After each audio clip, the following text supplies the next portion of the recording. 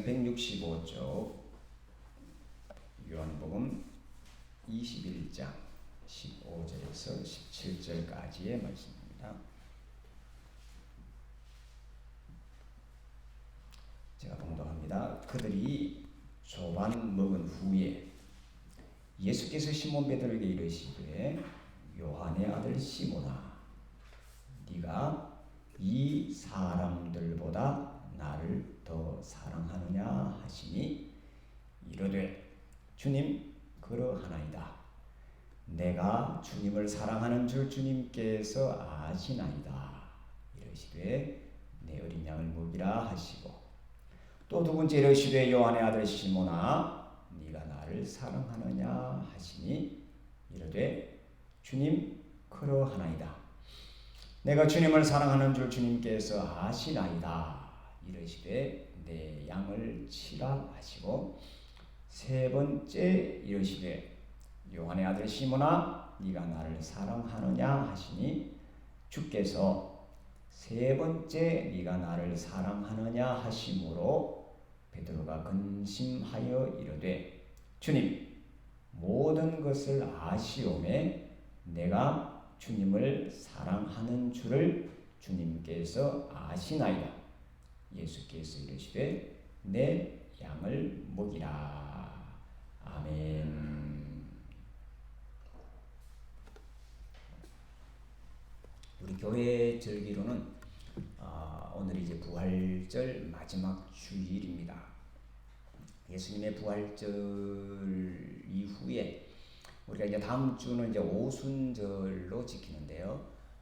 이스라엘의 절기는 거기가 이제 50일로 이렇게 77절 7을 중심으로 해서 일곱의 완성을 해서 이렇게 절기를 그렇게 만들어 놓았습니다. 그래서 우리도 그것을 따라서 지금의 이 교회력이라고 해서 교회에 따로 달력이 있는데 그 교회력이 이제 부활절을 기점으로 해서 이렇게 시작이 되는데 거기서 이번 주를 이제 부활절 마지막 주로 이렇게 표시를 하고 있습니다.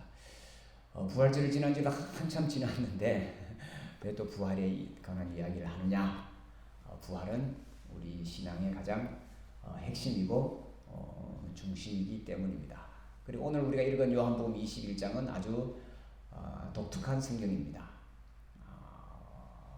제가 몇 번 그동안 말씀드렸습니다만은 요한복음은 20장에서 원래 끝이 납니다. 20장 마지막 절을 잘 읽어보시면 이미 끝이 났습니다.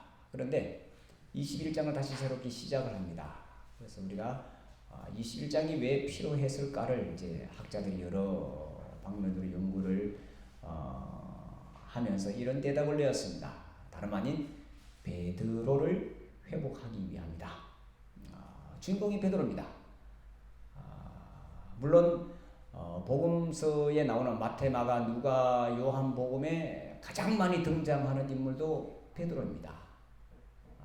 우리가 예수님을 베드로를 예수님의 첫 번째 제자 혹은 수제자, 가장 예수님을 가까이서 따랐던 제자로 잘 알고 있습니다. 그런데 베드로에게는 큰 아픔이 있었죠.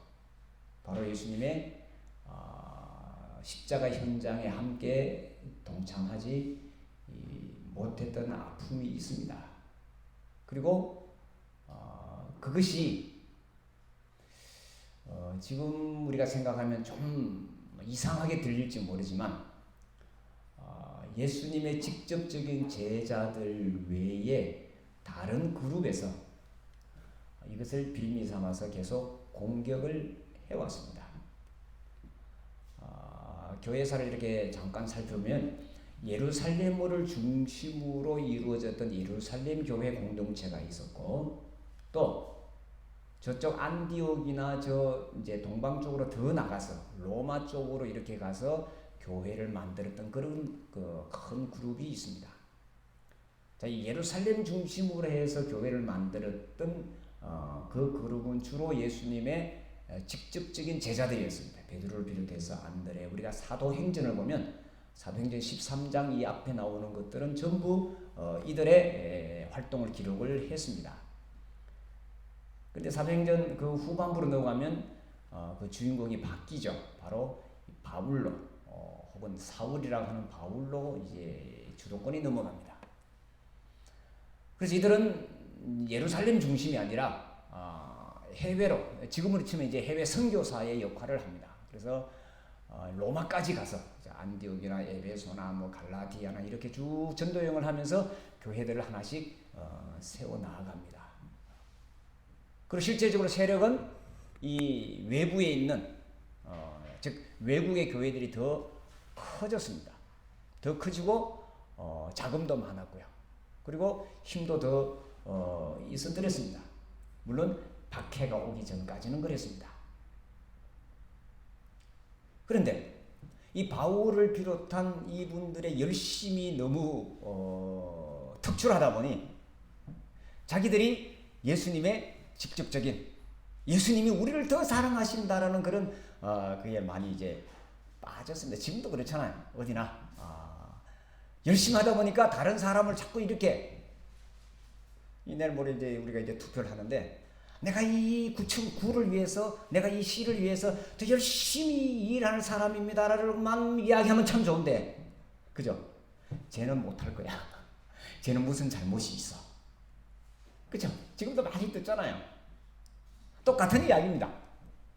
이 바울을 비롯한 그분들이 열심히 쓰는 건 참 좋은 현상인데 이들에게 가장 큰 약점이 뭘까요? 예수님을 직접 만나고 직접 예수님을 들은 적이 없습니다.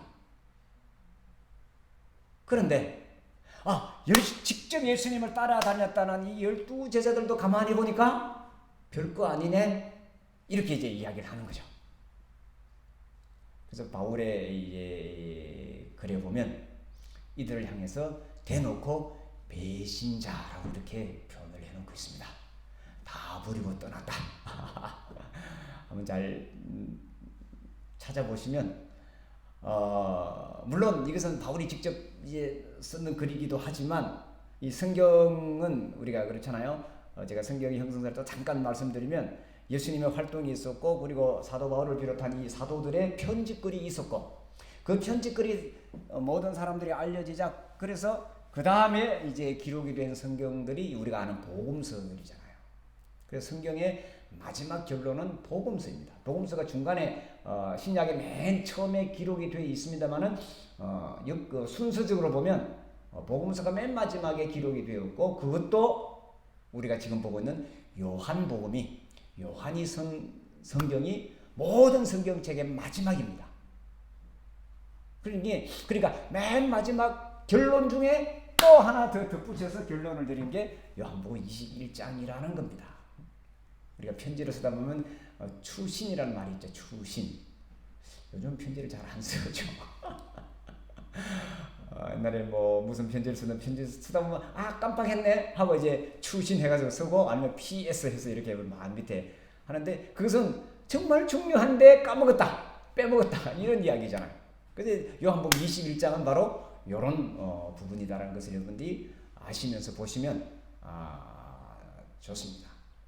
자, 다시 말씀드리면 바울을 중심으로 한 그 교회들이 선교 활동 또 예수님의 복음을 열심히 잘 전했습니다. 그래서 예수 이름으로 구원받는 예수의 부활을 중심으로 해서 선교를 엄청나게 해서 엄청난 결과를 이루어냈습니다. 그럼에도 불구하고 그들에게 모자라는 것이 하나 있었으니 예수님의 직접적인 말씀을 들은 그것이 약했습니다. 그것을 이제 보강하기 위해서 보충하기 위해서 마가를 비롯해서 이제 복음서를 기록을 하기 시작을 했고 오늘 성경 우리가 갖고 있는 성경에는 4개의 복음서를 예수님의 관한 기록으로 받아들이고 있습니다. 이 외에도 복음서라고 이름 붙은 성경은 어마어마하게 많이 있었습니다. 그리고 지금까지도 우리가 이제 외경 혹은 위경 이렇게 해서 전해지는 그런 성경책들이 꽤 많이 있습니다. 성경이 아니고 그런 글들이 꽤 많이 있습니다. 이것을 우리가 토대로 해서 말씀을 이렇게 본다면 그러면 오늘 요한복음 21장에서 이제 베드로의 이야기와 예수님의 이야기 그리고 그 주변 사람 여러 사람들의 이야기가 나오는데 왜 요한복음 21장이 기록이 되었을까? 또 왜 하필 베드로를 다시 회복시켜야만 되는 그런 특별한 이유가 있었을까를 우리가 한번 생각을 해보려고 하는 겁니다. 자, 먼저 우리가 베드로를 한번 살펴보면 베드로는 그 동생 안드레의 전도를 받아서 예수님을 만나게 됩니다. 요한에 의하면, 요한복음에 의하면 다른 성경은 또 다르게 돼 있죠. 고기 잡다가 불름 바둑으로 돼 있는데 요한복음에 의하면 안드레가 베드로를 데리고 와서 예수님에게 소개를 했다라고 이렇게 기록이 되어 있습니다. 그리고 그 이후로 베드로의 이제 삶이나 베드로가 예수님을 따라다니는 모습을 보면 굉장히 열성적이었습니다. 열정적이었습니다. 무슨 일이든지 앞장을 섰습니다.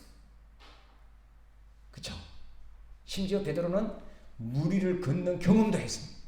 물론 나중에 빠지긴 했습니다만은 이 정도로 예수님이라면 그저 예수님만 바라보고 계속해서 달려왔는데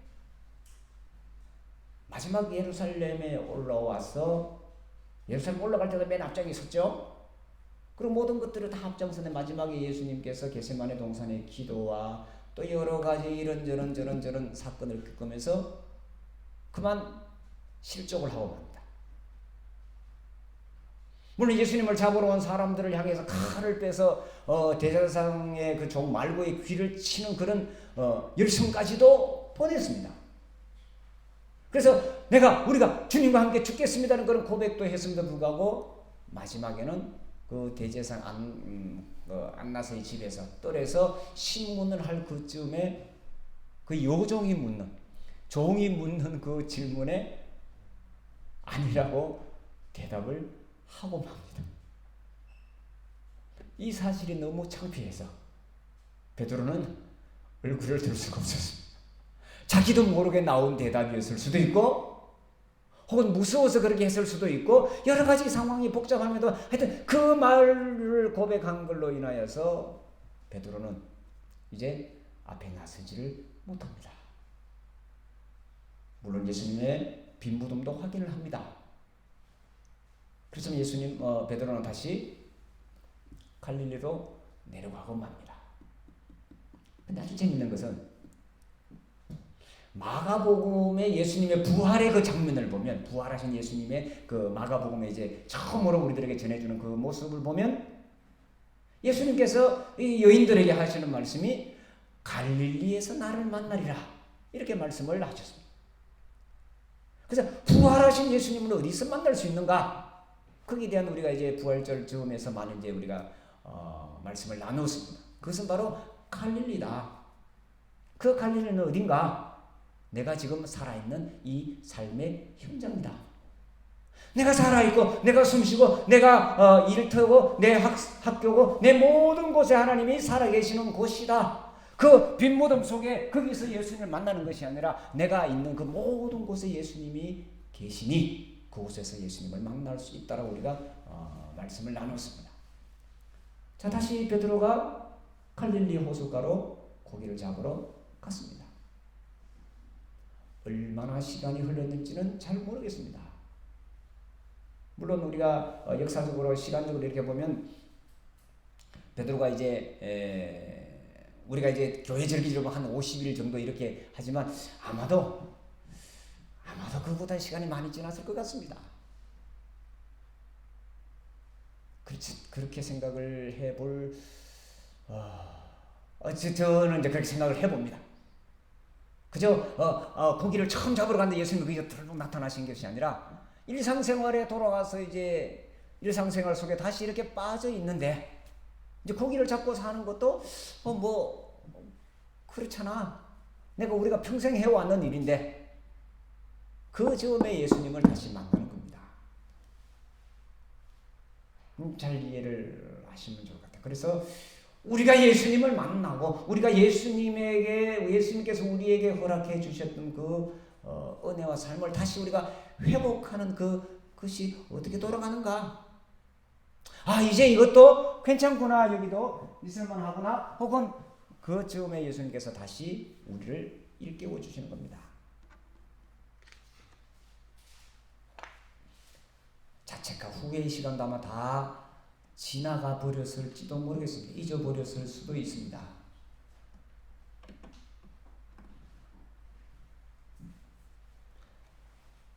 자, 예수님께서 베드로를 찾아오셔서 오늘 우리가 읽은 그 아주 짧은 본문에 가장 많이 나오는 단어가 하나 있습니다. 그리고 요한복음에 가장 많이 나오는 단어입니다. 그리고 우리가 가장 이 땅을 살아가면서 많이 쓰는 말입니다. 누구나 할 수 있는 겁니다. 그것은 다름 아닌 사랑하느냐고 묻는 겁니다. 너무나 쉽고 너무나 간단하고 너무나 평범하지만 예수님께서 부활하셔서 베드로를 찾아오셔서 하신 말씀이 네가 나를 사랑하느냐를 묻습니다. 베드로가 뭐라고 대답합니까? 아이, 당연하죠. 내 입으로 말을 하지 않아도 그것을 누가 안다고요? 아, 예수님이 아시지 않습니까? 내 마음을 예수님이 더 잘 아시지 않습니까? 이렇게 대답을 합니다. 보니까 몇 번이나 물어요? 정말 3번 물으셨을까요? 저는 자꾸 이런 의심을 자꾸 해서 제가 3번을 물었던 10번을 물었던 100번을 물었던 한 번을 물으셨던 똑같잖아요. 뭐예요? 주님이 아신다는 거예요. 상대방이 안다는 거예요. 아, 이거 어떻게 알아? 말을 해야 알지. 우리는 보통 그렇게 하잖아요. 말을 안 하면 어떻게 아냐고. 특히 여자분들 자꾸 남자한테 날 사랑해. 아, 그걸 말을 해야 알아? 그래도 말을 듣고 싶어. 예수님이 말을 사랑한다는 말을 듣고 싶어서 이 말씀을 하셨나? 좌우지간 예수님이 그 중요한 시점에 부활하시고 난 이후에 이제 물고기를 잡으러 가 있는 이 베드로를 향해서 이런저런 야, 너 왜 그랬냐? 뭐 이제 정리를 하고 뭐 예를 들면 이렇게 돼서 이렇게 됐으니까 이제 우리가 이렇게 하자. 뭐 하자? 없습니다.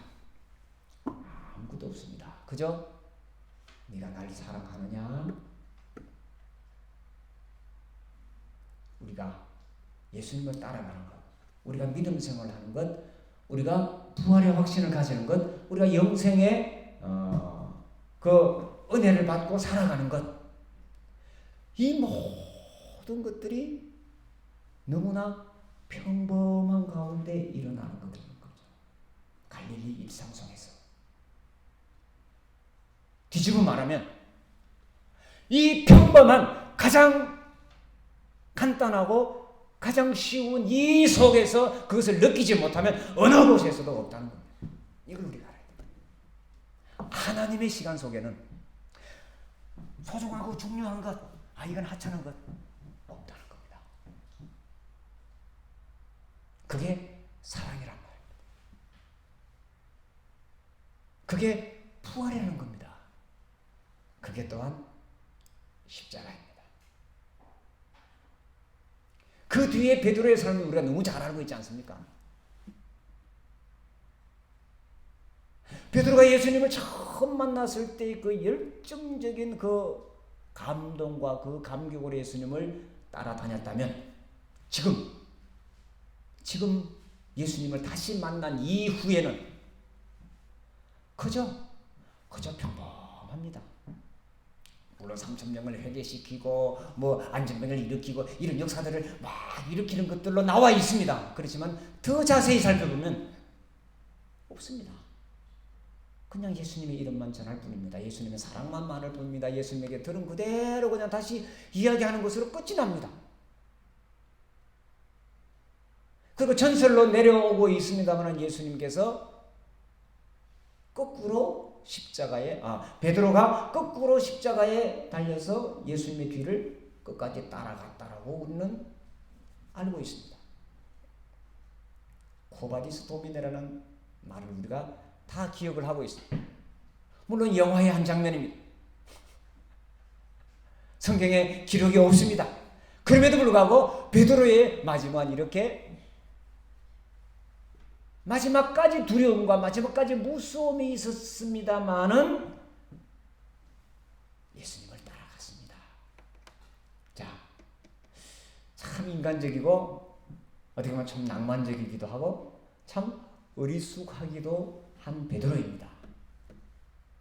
그런데 그에게 예수님께서 찾아오셔서 하셨던 말씀은 사랑하느냐라는 그 한마디밖에 없었습니다. 이건 누구나 다 할 수 있는 겁니다. 이건 누구에게나 가능한 겁니다. 가능하다고 해서 누구나 다 할 수 있는 것은 또 아닙니다. 그렇잖아요. 누구나 마음만 먹으면 충분히. 그리고 더 중요한 것은 예수님이 우리의 마음을, 우리를 알고 계신다는 겁니다. 베드로가 갈릴리에서 확인한 것은 예수님의 사랑이었습니다. 모든 답이 여기에 있었습니다. 예수님을 만나서 베드로가 확인한 것은 사랑이요, 열정이요, 확신이요, 그리고 예수님이 자신을 인정해 주시는 회복이었습니다.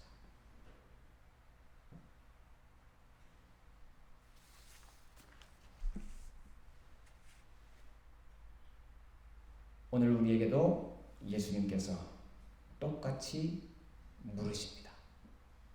아니, 예수님께서 이미 다 알고 계십니다. 그러니 지금까지 우리가 지나온 그 모든 것이 예수님께서, 하나님께서 인정하셨던 삶을 우리가 아는 것이 소중합니다. 베드로를 향해서 너 왜 그랬니? 묻지 않으셨습니다. 내가 용서한다. 그 말씀도 없었습니다. 그렇잖아요. 이 나쁜 놈아, 너가 그렇게 말해놓고 이렇게 할 수 있냐? 이 농담 삼아 그런 것도 없었습니다. 네가 나를 사랑하느냐? 예, 예수님이 아시잖아요. 끝. 자, 여기까지 우리가 은혜로 살아왔습니다. 앞으로 우리가 가는 모든 순간, 모든 길도 예수님은 우리를 동일하게 대해 주실 것입니다. 그러니까 걱정하지 말고, 염려하지 말고, 오늘도 계속해서 우리를 향해서 물으시는 네가 나를 사랑하느냐 라는 그 음성을 우리가 늘 들을 수 있었으면 좋겠고, 또 이 말은 네가 나를 사랑하는구나 라는 예수님의 그 음성으로 우리가 들을 수 있으면 더 좋겠습니다. 기도하겠습니다. 주님, 좌절과 실망 속에, 그리고 죄책감 속에 빠져있던 베드로를 향하여서 네가 나를 사랑하느냐라고 물으시며, 또한 네가 나를 사랑하는 줄을 내가 너무나 잘 알고 있다라고 다시 확인시켜 주셨던 예수님, 오늘 이 시간에도 우리에게 찾아오셔서 네가 나를 사랑하느냐고 물으시고, 또 더 나아가서 그래 내가 나를 사랑하는 줄 내가 안다라는 그런 확신을 우리에게 심어 주시기 위해서 오늘 저희들을 이곳에 불러주셨으니 우리가 이 은혜와 이 감격과 이 사랑으로 우리의 남은 시간들 아름답게 보낼 수 있게 하시고, 베드로같이 하나님의 나라를 위해서 우리의 삶을 드리게 하여 주옵소서. 예수님의 이름으로 기도하옵나이다.